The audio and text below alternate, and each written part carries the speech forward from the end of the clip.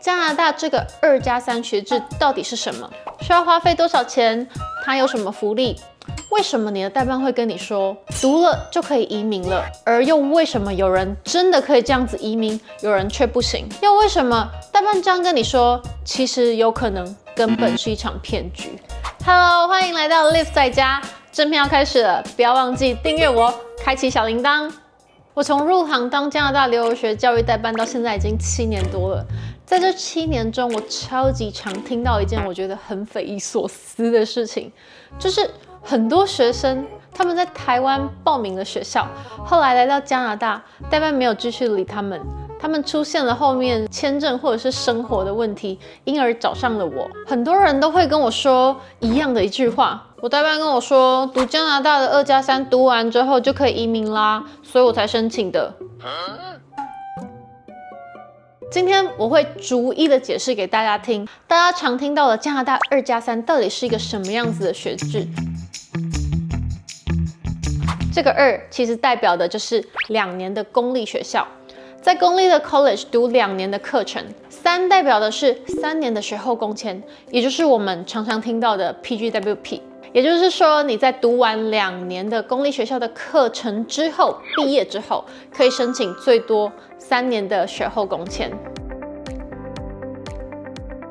在过去如果你申请了2年的公校，学费差不多落在4万块加币，也就是90几万的台币。其实以前应该更低，3万5左右，但是你却可以享有课后可以兼职打工，然后你的另外一半可以申请工签，而且不限制是做什么工作。最重要的是，你的小孩可以免费的就读当地的公立中小学。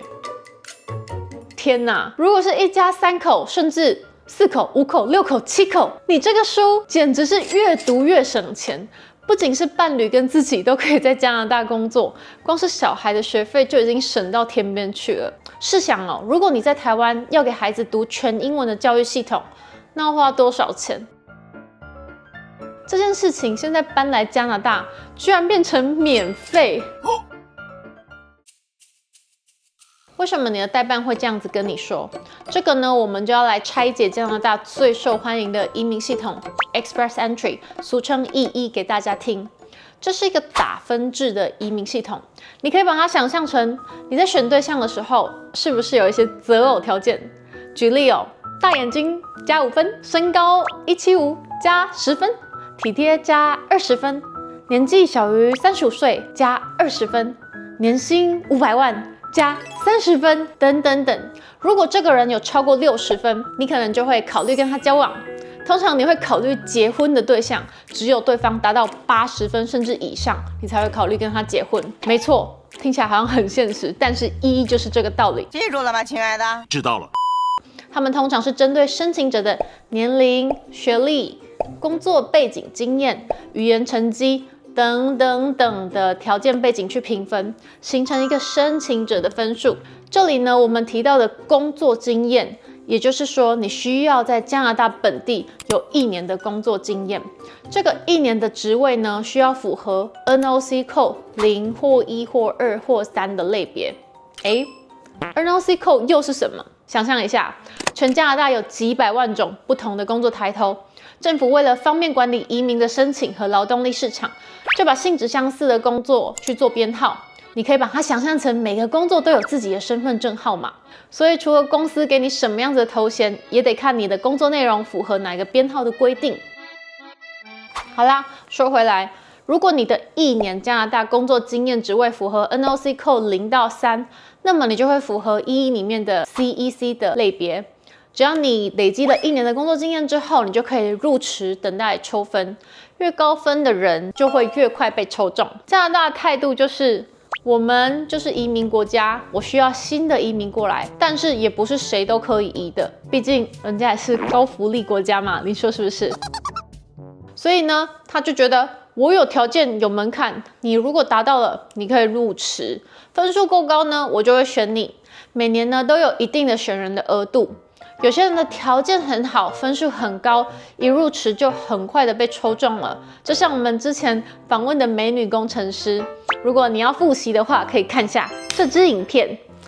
但是也有人虽然符合了入池，可是其实只是条件有达到，但是分数不够高，就在池里面等个10年半载的也是大有人在。而随着年纪越高，你的移民分数就会一直被倒扣，会越来越低，移民的机会就会越来越渺茫。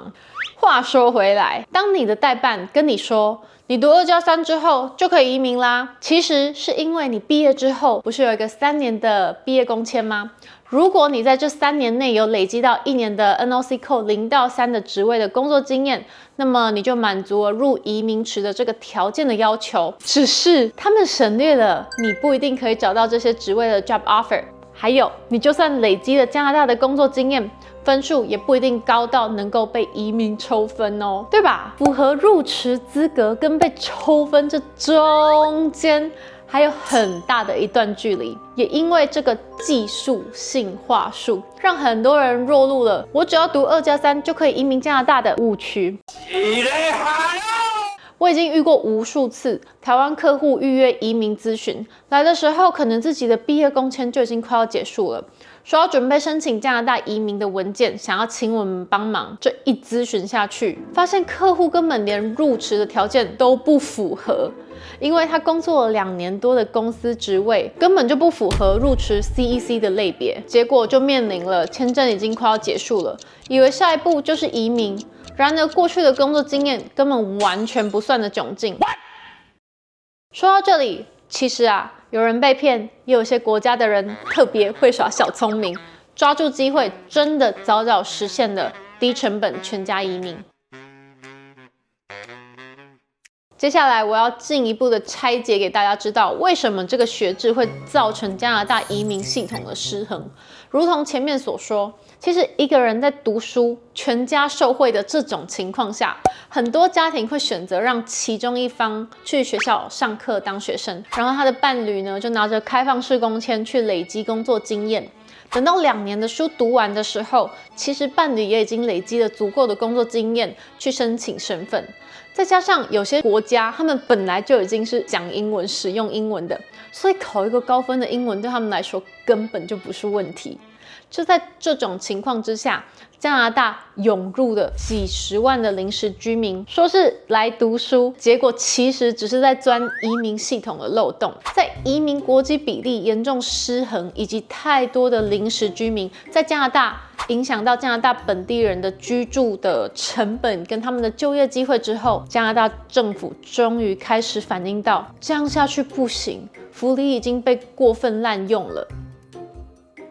所以呢，他们就在2024年的11月宣布了新的规定，如果你就读的是非学位的课程，例如说我们刚刚讲的 college 的学院文凭，也就是我们熟知的2+3，那么你读的专业必须要符合加拿大劳动力短缺的5大领域，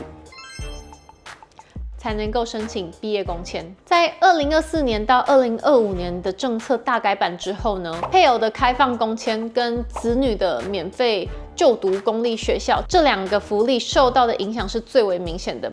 过去的一人读书、全家移民的低门槛模式已经不复存在了。今天我做这支影片，其实也是因为我实在遇到过太多人咨询到一半，突然跳出一句“我可能想要移民”，这样子应该要申请2+3的 college。他们反过来教我，你知道吗？太多人的认知跟他们查的是以前的资料，都显示好像2+3就是对移民是好的。事实上，台湾学生因为大多都没有过全英文的就学或者是生活经验，要准备申请公立的学校，看科系通常学术雅思要差不多6到7分，许多学生在25岁，差不多是在台湾大学毕业，工作了几年之后，觉得我不太喜欢台湾的就业环境，所以想要拿加拿大的身份，换个地方生活和工作。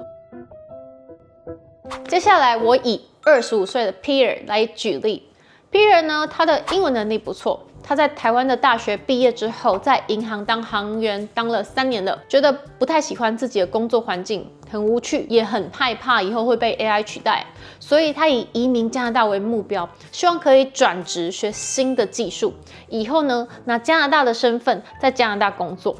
我们说过哦，Peter 的英文能力不错，他准备雅思考试，准备了半年，拿到了雅思6。Peter 家是开汽车行的。他听说修车这个行业在加拿大很好找工作，薪资也不错，也很缺人，所以他就申请了加拿大的公立学校 Vancouver Community College 汽车维修和翻新这个科系，想着说之后来加拿大继续家里的行业，就算是换一个国家，至少也还是自己熟悉的事情，会上手的比较快。等入学等了半年，现在 Peter 26岁，读完2年的书，他来到了28岁。毕业之后还要等毕业工签，我帮他把这段时间都先忽略不计。Peter 他很努力，也非常有能力。毕业之后呢，直接找到工作，而且呢符合 NOC Code 0到3。累积1年的工作经验之后 ，Peter 来到了29岁。读书的这2年，他英文一点都没落下，维持了校内的专业学习，还考到了雅思满分。所以呢，在累积1年的工作经验之后，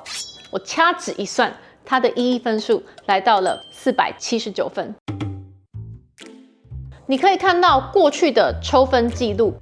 上次的抽分呢是514分，上次是515分，还距离被抽分有一大段。如果 Peter 继续累积他的工作经验，他的移民分数会增加。但是也因为 Peter 接下来就已经30岁了，他的年纪的分数会开始被递减，所以 Peter 多1年的工作经验，扣掉了1年的年纪分数来到了487分。那么因为移民分数呢计算不是等距的，所以我就不多做计算了。感兴趣的呢，可以在下面留言，我把EE的计分器传给你，让你计算一下自己的条件背景大概是几分。那么听完了上面的举例之后，你下次听到要移民加拿大，那你就选2+3的这句话的时候，你就应该知道要怎么避雷了。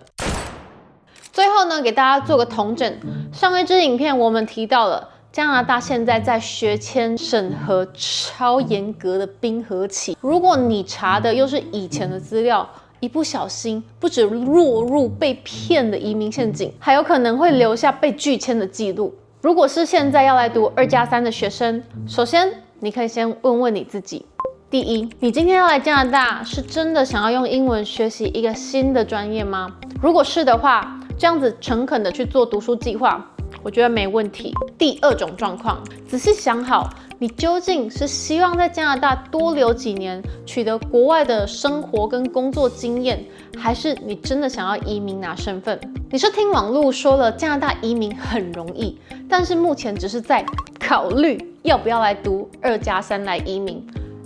我可以非常确定的告诉你哦，现在的时代完全不一样了。如果你想要移民，我建议你是真的有先到加拿大生活过，不管是读个语言学校，或者是长期旅游至少2个月。如果呢你是真的想要移民拿身份，那我会建议你从每一份签证都要小心谨慎的准备。因为你递交出去的申请，每一份都会反映你的背景，递出之后就会没有回头路。现在加拿大的移民门槛真的很高，如果想要移民的话，真的需要一定高程度的 commitment。移民过来的人之间都常常有一句老话，每个人都有自己的移民故事。这简单的一句话，却也真的道尽了这一路过来的辛酸。好啦，今天的分享就差不多到这里啦。如果你也是想要来加拿大念书的，不要忘记哦 ，Liv 在这里为你服务。我会根据你的背景还有目标，陪你一起制定可靠详细的学习计划。喜欢这支影片，不要忘记帮我按赞、订阅、加分享。能够留言给我鼓励的，我也会非常的感谢你。谢谢你的观看，我们下集见，拜拜。